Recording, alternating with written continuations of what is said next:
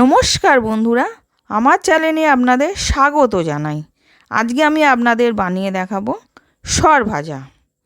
প্রথমে আমি সরটাকে দিয়ে দিলাম। আমি 1 কাপ সর দিয়েছি। আমি দুধ থেকে সরটাকে তুলে 3 দিন ধরে জমিয়ে রেখেছিলাম। তারপরে আমি 2 প্যাকেট গুঁড়ো দুধ দিয়ে দিলাম, আর হাফ কাপ ময়দা, 1 চামচ বেকিং সোডা দিয়ে ভালো করে আমি ওটাকে মেখে একটা ডো বানিয়ে নেব। খুব পাতলাও নয়, খুব শক্তও নয়। এবার আমার ডোটা বানানো হয়ে গেছে। প্লেটের মধ্যে ঘি দিয়ে আমি ডোটাকে চ্যাপটা করে নিলাম। নিয়ে এবার আমি পিস পিস করে কেটে নেব চৌকো শেপে।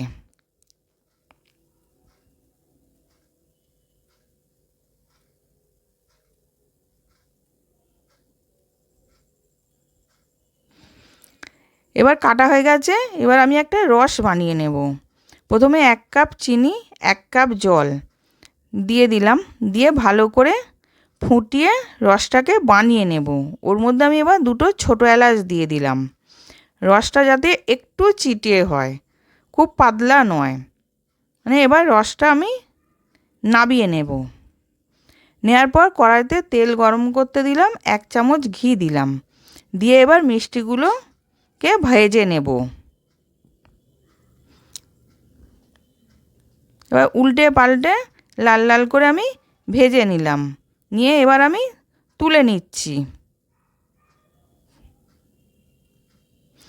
এরপর আমি ওই রসটার মধ্যে আমি মিষ্টিগুলোকে দিয়ে দেব। দিয়ে ভালো করে এপিট ওপিট করে আমি 10 মিনিট রেখে দেব।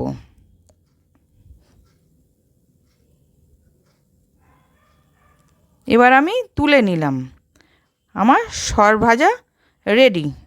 আশা করছি আজকের ভিডিওটা আপনাদের ভালো লেগেছে। আমি আবার হাজির হব আর এক মজার রেসিপির সাথে।